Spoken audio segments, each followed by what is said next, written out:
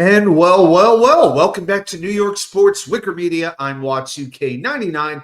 Thank you, as always, for taking the time to watch these videos. Quick reminder, if you're brand new, welcome aboard. Please like, subscribe, and share with a friend. We're so close to 1,000 subscribers. If you're returning, welcome back. I appreciate everybody's support. Let's get right into it. Time to make our NFL confidence picks for Week 16. So if you're new, here's what happens. We pick every game on the NFL schedule for that week. We pick, in this case, 16 games, and we don't pick against the spread. No. We pick winners. And then we assign a confidence rating from 16 points, the game we got the most confidence in, down to 1 point, the game we got the least confidence in.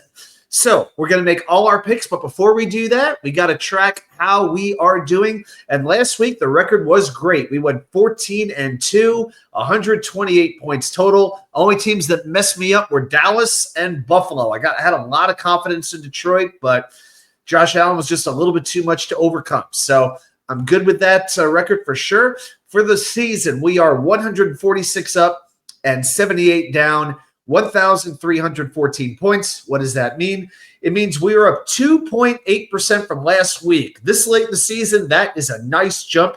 We are at the 88.5 percentile of all players on the ESPN website, trying to climb over 90% this week. Basically, that's my ultimate goal, to get back into the 90s, where, to be honest, we haven't been all year. So let's try to do that. Let's start making our picks. So the game that I've got the most confidence in, I got the most confidence in the Buffalo Bills. They are riding high after putting up a 48 spot on the Detroit Lions in Ford Field last week. Now they're back home after winning 2 straight road games, and they get the absolutely hapless New England Patriots.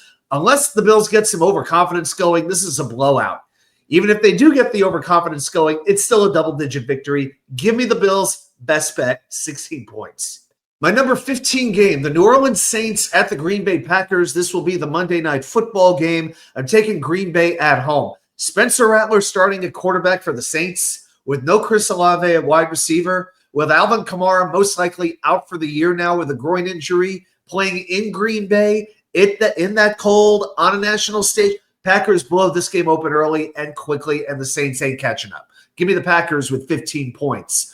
Number 14, the Battle of Ohio, the Cleveland Browns and the Cincinnati Bengals in the jungle on the banks of the Ohio River.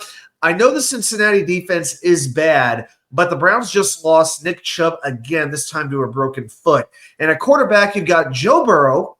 Okay, this is the same Joe Burrow leading the league in passing yards against Dorian Thompson-Robinson and quarterback. Okay, DTR has thrown 1 touchdown and 7 interceptions in 12 career games.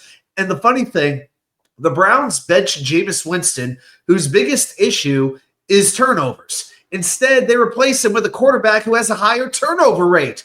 I mean, if that's not a tank. Bengals win this game. They stay alive in the playoff race, albeit barely.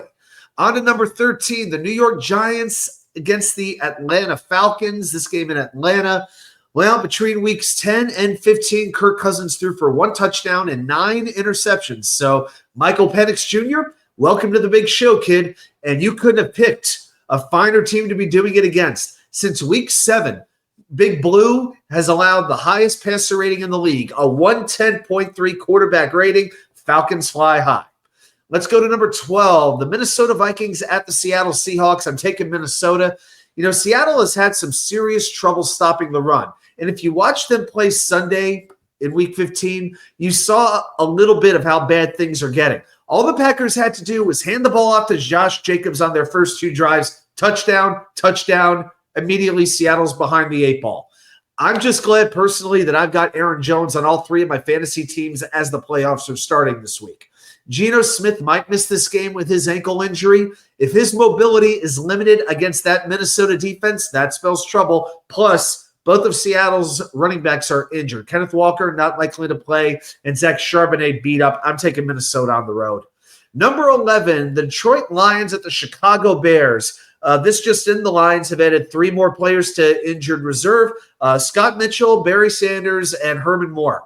But seriously, how much more can the Lions take? We know the litany of injuries on defense. 9 starters are out. 16 total players on defense are on IR. Offense seemed to be coming on okay with Taylor Decker returning to left tackle. And just like that, David Montgomery hurts his MCL. He's out for the season, and their running game takes a major hit. But the Bears have lost 8 straight games. They've been outscored 68-25 in the last 2 weeks. If the Bears had a little bit of competency, had a little bit of fire, I would take them at home. I just can't trust the Bears at all. Give me Detroit with my number 11. Number 10, the LA Rams visiting the New York Jets. Good win by the Jets last week against a lousy Jacksonville team, but now they're facing a Rams team that's won 7 of 9, tied for first. I'm taking the Rams in this game. I just can't trust a shaky Jets defense to stop Matt Stafford throwing to Cooper Kupp, Puka Nacua, running the ball with Kyron Williams, throwing the ball also to Demarcus Robinson, who quietly has 7 touchdowns. Tyler Higbee is returning at tight end. I think the Jets can battle. I think the Jets could put enough points up to keep the game close, but the Rams pull away late and take it. Number 9, the Houston Texans at the Kansas City Chiefs. This is a Friday game, one of the 2 Friday games. So what do we do here? Patrick Mahomes has the high ankle sprain, but he will be playing. It was confirmed on Thursday. Houston had a very good win last week against Miami, but the Texans have also clinched the AFC South. They're essentially a lock for the 4th seed. What do they really have to play for? Okay, and they haven't been quite right all year. Now, I'm a little bit uneasy about the Texans pass rush getting close to a hobble Patrick Mahomes, but CJ Stroud has not been the same quarterback. He's 1-3 versus playoff teams this year, 3 touchdowns to 5 interceptions. Now, the Chiefs haven't topped 30 points in a game this year, but they're still 13-1. Okay, they can win without scoring a ton. I think they do the same thing here at home. And do you really think the NFL is going to let the Chiefs lose on Christmas? Come on. We all know the deal. Number 8, the Arizona Cardinals at the Carolina Panthers. I was very disappointed with Carolina's performance last week against a floundering Dallas team. Cardinals get back on the right track against New England. Here's the thing I'm worried about. I'm taking the Cardinals, but I'm only taking an 8 with it. They're not the same team on the road that they are at home. The reason I'm taking the Cardinals is Carolina has the worst run defense in football. I think James Conner and Kyler Murray will carve them up. Also, the Cardinals are 5-0 against teams that are under 500. They beat up on bad teams. I think they do that here. Number 7, the Tampa Bay Buccaneers at the Dallas Cowboys on Sunday Night Football. Cowboys have stunk in Arlington all year. They're 1-6. But Cooper Rush, he's been playing well. His last 4 games, 8 touchdowns, 1 interception. Now, Tampa Bay does not have a great defense, but the offense, led by Liam Cohen, is doing a lot right. They have racked up over 150 rushing yards in 4 straight games, and last year they had the league's worst rushing attack in pretty much any category you can name. And I think that ground game with Irving and White will make all the difference against the Dallas defense. That is 29th in yards per carry allowed. And Tampa Bay, they're not a great team, but they typically beat the teams they should beat, and I think they should win this game in Dallas. Number 6, the Tennessee Titans at the Indianapolis Colts. Well, Mason Rudolph coming in for Tennessee, a quarterback, that might stabilize an offense a little bit that's currently committing the most turnovers in the NFL, just by benching Will Levis. Now, can Indy recover from losing a game against Denver last week that they were absolutely in position to win, a game they basically gave away with stupid mistakes? And will you get good Anthony Richardson or bad Anthony Richardson? I think that's what this game comes down to. Well, Indy is 5-1 against sub-500 teams, not too different than Arizona. Their defense played better. They did force 3 turnovers last week. I'm going with the home favorite. This is where the games start to get they become pretty tough to call. My number 5 game is the San Francisco 49ers at the Miami Dolphins. I'm going to take Miami at home. Both of these teams have really disappointed and are very likely to be finished with 3 after the final 3 games of the regular season are played. San Francisco's flying across country. Their injury load is insane. I just think Miami is going to play this game a little bit harder.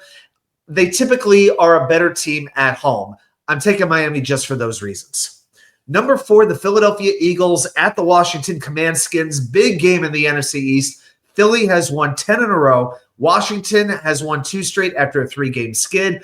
Philly coming off a very physical game against Pittsburgh. Washington does need this win more. That's the main reason I'm only going with a 4. I am taking Philly. Their defense is waking up. 9 of the last 10 teams Philly has faced have failed to crack 20 points. And Washington, their defense, when they face teams with winning records, they're allowing 405 yards per game. That's 4th most in the NFL. I'm going to take the Eagles on the road. Hesitantly, but I'm going to say they make it 11 in a row. Number 3, this game is pretty much the opposite of the last one. The Jaguars at the Raiders. And we thought Jets-Jaguars was bad. Last week I called Jets-Jaguars the toilet bowl. Well, if that's the toilet bowl, this is the bottom of the freaking sewer. All right, I'm going to take Jacksonville to win this game.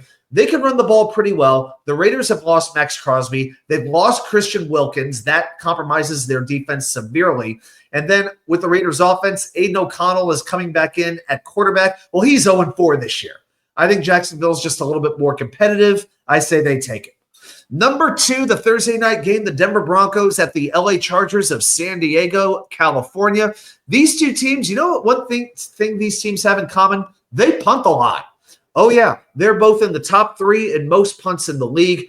Chargers are really falling apart. They have lost 2 straight games. They've lost 3 of 4. This is a put-up-or-shut-up spot at home on a short week against a fellow wildcard team that's also a division rival. I just refuse to believe that Bo Nix and the Denver offense are really this good. And since the calendar hit December, Nix has thrown 5 interceptions in 2 games. It's pretty crazy considering he threw just 6 interceptions in Denver's first 12 games. So maybe Nix is hitting the rookie wall. No one's really talking about that, but I'm taking the Chargers on the short week at home. And finally, the biggest toss-up of the week for me, the number 1 game is Steelers at Ravens on Friday night. AFC North showdown. If the Steelers win, they clinch the AFC North, which will guarantee them a home game in the playoffs. If the Ravens win, they clinch a playoff berth and are in good position to take the division title from the Steelers in the final 2 weeks. Now, the rivalry, it's been getting one-sided. Pittsburgh has won 7 of the last 8. Lamar Jackson, Pittsburgh's like his kryptonite. He's never rushed for a touchdown against them, but Russell Wilson has just 1 passing touchdown in his last 3 games against the Ravens. The Steelers last week were getting beat up in Philly, and the Ravens were coasting over the Giants. Plus, again, no George Pickens for Pittsburgh. That's a major hit for the offense. I'm taking the Ravens at home, but it's the talk. Put it this way. If Justin Tucker can actually make his field goals again for a change, I feel very good that the Ravens are going to win this game. All right, guys. So, yeah, I really think it's the game that's going to come down to kickers. All right, well, those are my predictions for Week 16. Everybody, thanks so much for watching. And, hey, have a great rest of your day. Enjoy the football. And I'll see you all right back here with more content from you-know-where, the Wicker Chair.